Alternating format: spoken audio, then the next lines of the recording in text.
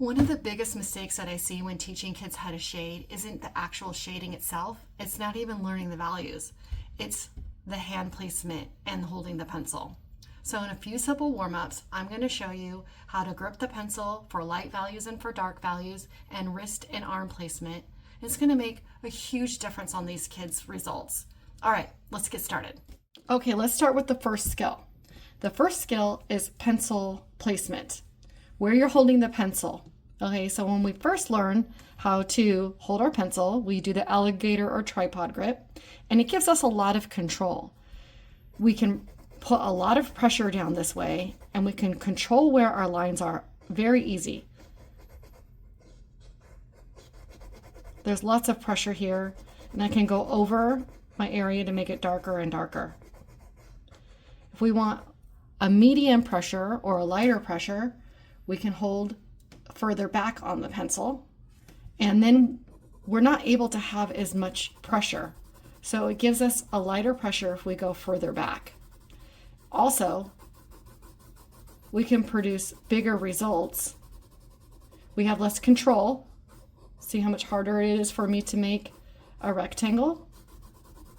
But I have a lot less pressure and I can do a lot bigger area. And then if we want to go even lighter, we can go further back on the pencil, and that's a lot less pressure. So where we hold the pencil determines the pressure and the value, the lightness and the darkness. The next skill is wrist and arm placement. So again, when we start and we learn how to hold our pencil, our palm is on the paper and our pencil is down, so we have a lot of control this way. But we can't go very far. If we lift our wrist and we pivot from our wrist, we can go a lot further. It takes me a lot longer to get darker. If I keep going over and over, I can get a darker value. But I have less pressure when my wrist is off of the paper and I'm pivoting from my wrist. My elbow is on the ground, on the desk. Also, if I really want to do something very big, then I lift my elbow off of the desk and I could create a very light, large area. The last skill that I want to show you is where are you actually drawing from on the pencil?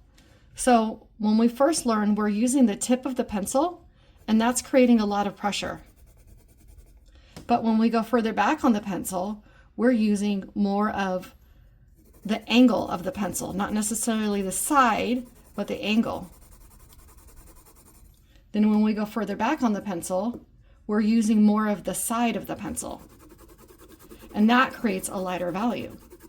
So depending on what value you want, you'll use either the very tip of the pencil, the angle of the pencil, or the side of the pencil.